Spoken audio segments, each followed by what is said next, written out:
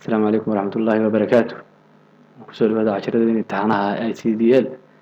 gaar ahaan Microsoft Excel.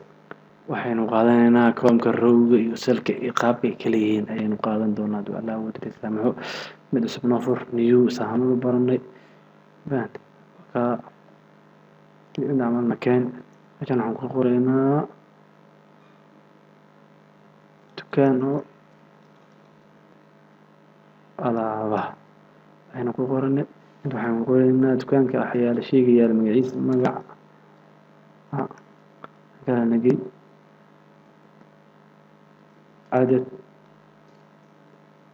cadadka qofka uu qaatay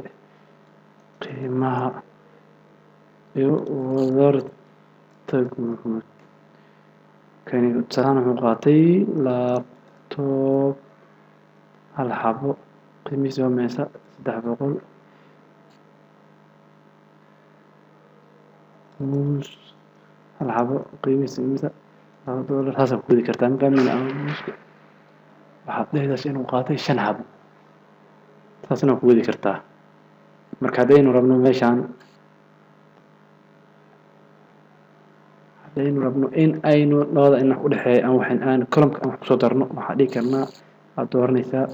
kadibna waxaad leedahay insert xogida waa ka وكسو درسان waxaad ku qoraysaa okay kanoo mar wax ku darsan aniga iyo inaad tana rabaa waxaad leedahay kadibna tedii ay daba baxay waxaan rabaa row inaan soo darsado rowga calaamada saarnaysaa kadibna waxaad leedahay insert hooyada waa ka waqti wadi kartaa kaasna hadii aad rabtid marka la marabtid waxaad inaad tirtid maxaad leedahay del aska dhaysaa كان رامش شنطة ناس إنهن أنا قدرت نحط سبعين إذا مركا لو مرات كيل كده واتريسها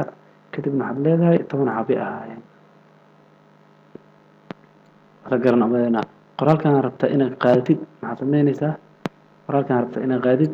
حبل سهران كوبر كوبي هتيجي إذا تيجي باست وكا